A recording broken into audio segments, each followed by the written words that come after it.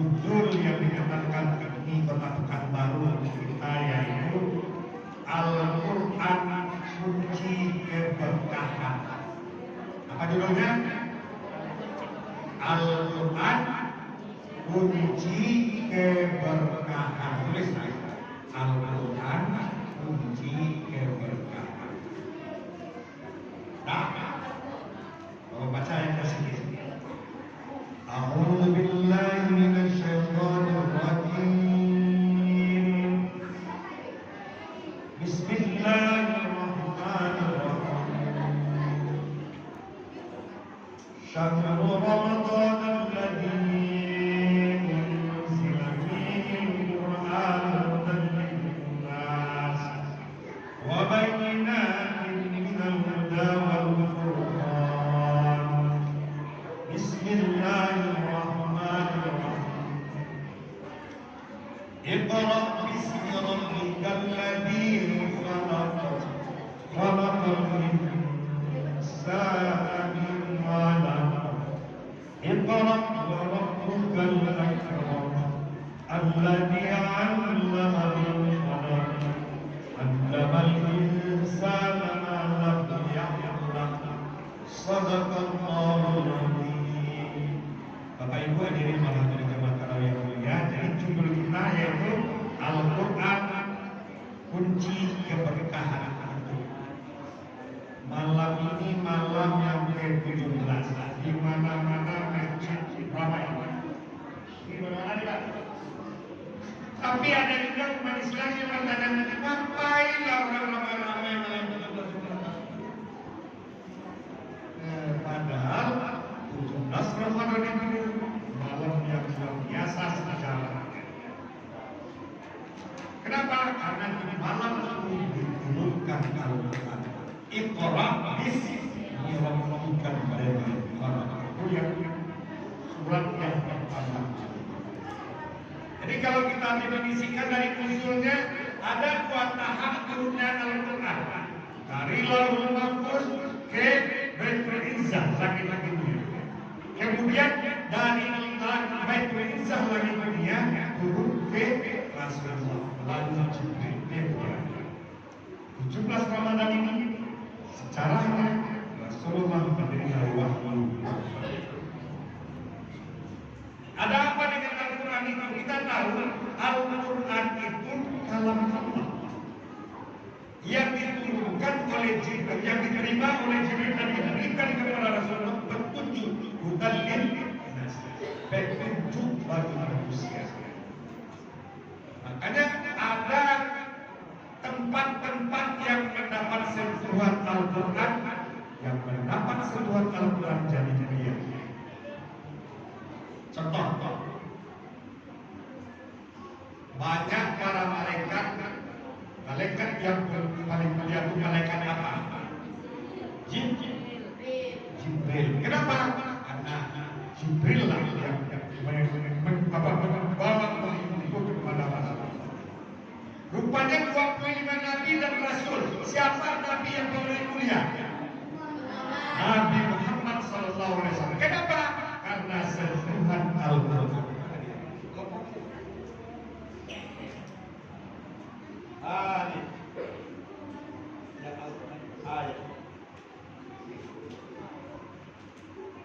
Jadi Rasulullah itu jadi mulianya dengan asbab Al-Quran. Kalau Al-Quran itu disentuh oleh sebuah bulan apa yang paling mulia? Ramadan. Karena Al-Quran hebatnya. Kalau ada sentuhannya di satu malam apa yang paling mulia? Ya, mana dia? Dia bersama. Jadi tersentuh dengan satu malamnya malam mulia. Lailatul Qadr khairun min alf shahr. Malamnya lebih baik dari 1000 bulan. Kalau disentuh dengan sebuah kertas, ini kertasnya jadi mulia. nggak mungkin kita agak enteng Al-Quran ini. Kenapa? Karena kertasnya ada tulisan Al-Quran. Makanya pada orang kan kita kumpulkan.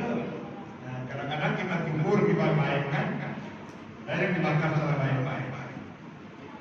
Kalau dia disentuh pada suatu tempatnya jadi mulia. Coba sebutkan dua tempat yang paling mulia di dunia ini. Mekah dan ini hebat. Hebat ya. Kenapa? Karena Al-Quran itu turun di Mekah. Mekah jadi mulia. Turun di Madinah. Madinah jadi mulia. Luar biasa. Turun pula pada manusia biasa. Mulia dan manusia mulia. Makanya tadi saya ketemu dengan guru saya, Pak Nur Akmal. Keluarga Allah. Kenapa? Orang yang selalu bersamai diri dengan Allah. Makanya Al-Quran ini jangan kita abaikan di bulan Ramadan. Siapa yang sudah 10 juz? 11 juz. Dulu lalu dikasih berapa? 8, masih ada yang tinggi. Yang 11, 12, 13. Harusnya satu malam itu 1 juz minimal. Biasa ya? 1 juz. Saya baru sedikit juga, tapi dari ini lagi.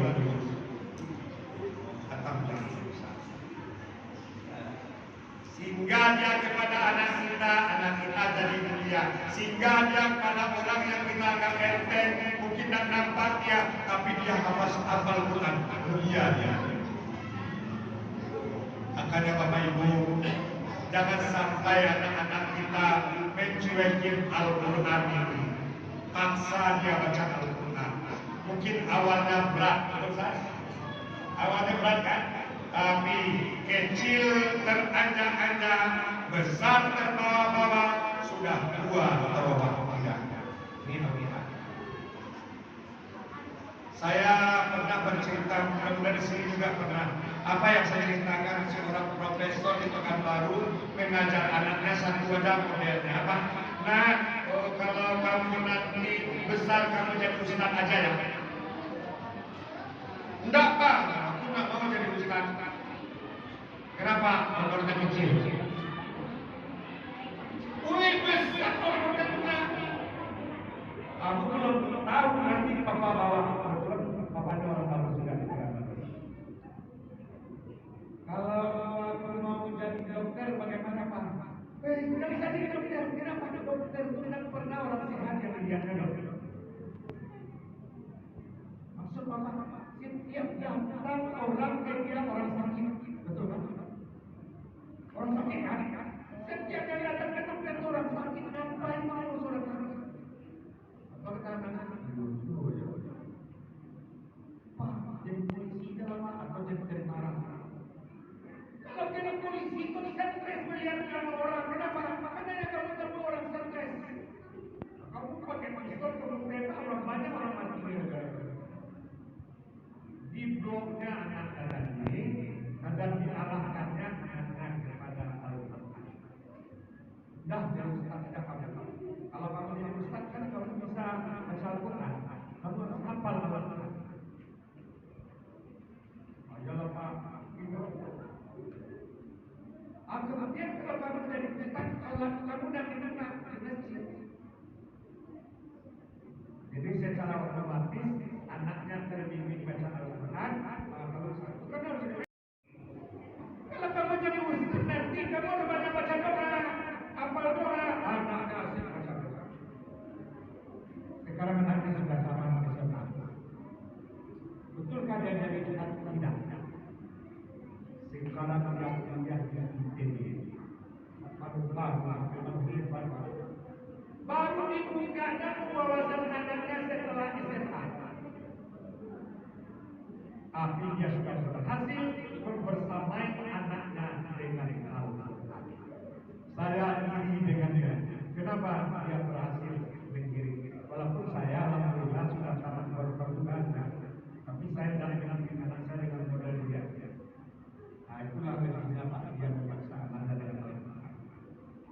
Kemudian ada kawan saya juga di Australia, main salah pamit namanya.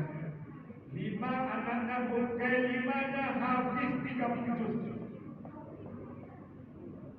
Saya juga, kenapa lo bisa? Ternyata Bapak Ibu, memang pendidikan di awal itu di rumah. Di mana kamu? Kelima-limanya habis 30 juz. Jadi imam salah seorang di antaranya di Melbourne, masjid besar di Melbourne, Australia. Yang satu lagi jadi guru tahfiz di Jambi. Karena diceritakan di mana-mana. Itulah orang-orang yang rasanya layak dan biru. Kenapa? Karena anak-anak bersama ibunya bersama Al-Quran. Bapak Ibu ada di dalam kuliah. Apa untuknya kita dengan Al-Quran? Ternyata setelah saya baca dari berbagai hadis, di antaranya yang pertama kita akan dekat dengan Allah. Jadi orang yang membaca Al-Quran, Allah selalu berkomunikasi melalui Al-Quran tadi. Makanya beruntunglah orang yang selalu baca Al-Quran. Apalagi di bulan Ramadan. Kedekatan itu terasa. Wa idza tuliyat alaihim ayatuhu zadatuhum imana. Dibacakan ayat-ayat Allah, bertambah imannya dengan ayat-ayat Allah. Akhirnya motivasinya semakin meningkat dengan Al-Quran. Yang kedua, apa yang namanya kunci sukses membawa keberkahan melalui Al-Quran itu, Al-Quran itu menjadi petunjuk dalam hidup. Kalau HP ini ada buku petunjuknya, kalau kipas ini ada buku petunjuknya, ada apa? AC supaya lancar itu kita juga baca buku petunjuknya. Demikian juga kita sebagai manusia yang diciptakan Allah ada petunjuk. Ini dia. Dan jadi masalah kita dalam hidup baca petunjuk ini. Nah, makanya kita perlu belajar. Belajarnya tidak sekedar belajar, ya Pak ya. Harus kita coba dan terprogramkan Al-Quran. Apalagi dengan anak-anak kita yang sudah SMP, SMA, jangan biarkan aja berbicara itu. Kalau bisa ditanya juga, sudah berbagus. Saya dapat inspirasi itu dari profesor itu. Sesekali tanya juga, sudah berbagus dia. Kalau kita tanyakan merasa ada terpanggil dia membaca. Alhamdulillah saya tanya anak saya kemarin lewat WA, kemudian dia sudah tamat GN sarjana. Udah berapa juz? Alhamdulillah sudah 10 juz. Alhamdulillah, mudah-mudahan selalu bersama Al-Qurannya. Kenapa? Karena ini petunjuk hidup. Berikutnya, orang yang selalu bersama Al-Quran, hatinya khusyuk dan dia betul-betul bisa memanfaatkan Al-Quran itu untuk selalu dibacanya dari hari ke hari, sehingga di mana-mana dia selalu bersama Al-Quran.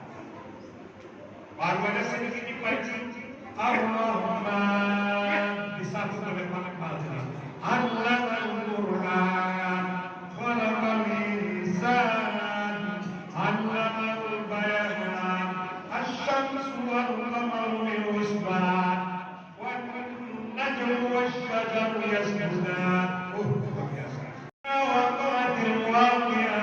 ليس لوقعتها كاذب خافضة رافعة إذا رجت الأرض رجا وبست الجبال بسا. Tanya ini itu yang ngaji itu, kenapa itu suka baca itu? Ustaz, kalau saya pas-pasan hidupnya, saya baca surat tadi, kayaknya itu pintu rezeki saya terbuka. Ya Ustaz. Makanya kita bertemu juga, sehingga guru tadi memberikan motivasi menguatkan kita dengan Al-Quran. Oh, ada pula ilmu yang baca. Tabarakal ladzi biyadihil mulku wa huwa ala kulli syai'in qadir. Alladzi khalaqal mauta wal hayata liyabluwakum ayyukum ahsanu amala wa huwal azizul ghafur. Ibu kebacain udah kisah Ustaz. Kan gitu. Apa kisahnya? Rupanya dikumpul surat Al-Mulk itu betul-betul bisa menolong orang-orang yang membacanya sebenarnya. Kan hebat kan? Yang kita di dunia ini membaca Al-Quran tertolong, kita di dunia tertolong pula hati kira-kira. Berikutnya kita tercerahkan. Kenapa? Karena adanya ilmu yang ilmu itu komplit. Ada ilmu muamalah, ada sejarahnya, ada ilmu teknologinya. Hari ini orang masuk Islam bukan karena ikut-ikutan, tetapi karena tercerahkan dengan ilmu Al-Quran. Di Eropa orang makan Al-Quran, ternyata yang dapatkan Al-Quran penasaran Pak. Kenapa orang Al-Quran dibaca? Rupanya banyak nilai-nilai yang teraktualisasi di zaman teknologi di dalam Al-Quran. Banyak ajaran Islam. Gara-gara tercerahkan dengan Al-Quran. Begitu juga ada pencerahan-pencerahan dengan Al-Quran. Terakhir, orang yang mempersamai diri dengan Al-Quran, dia akan mendapatkan kualitas hidup yang baik. Anak-anak yang hafal Al-Quran sekarang mudah masuk ke kedokteran, mudah kuliah di manapun. Kedokteran itu berat Ustaz. Walaupun kedokteran berat, hafal Quran ini menghafal Al-Quran lebih berat kata dosen-dosen. Yang berat adalah bisa dia. Makanya hari ini memang anak kita yang sudah kita bimbing hafal Al-Quran, dia akan berhasil di berbagai perguruan tinggi insya-Allah. Amin. Ya Allah alamin. Dan kadang otomatis kualitas hidup keluarganya terangkat. Walaupun cuma ahli Quran. Musa kecil, berapa dia berapa? Musa orang Indonesia. Ada lagi yang hebat baca Al-Quran, pas ditandingkan azan langsung dapat 2 miliar lebih. Dapat kualitas hidup yang bagus. Mudah-mudahan jemaah kita dibuka ini kualitas hidupnya terangkat karena membersamai dirinya dengan Al-Quran. Amin. Ya Rabbal Alamin. Subhanakallahumma wa bihamdika asyhadu an la ilaha illa anta astaghfiruka wa atubu ilaik. Assalamualaikum warahmatullahi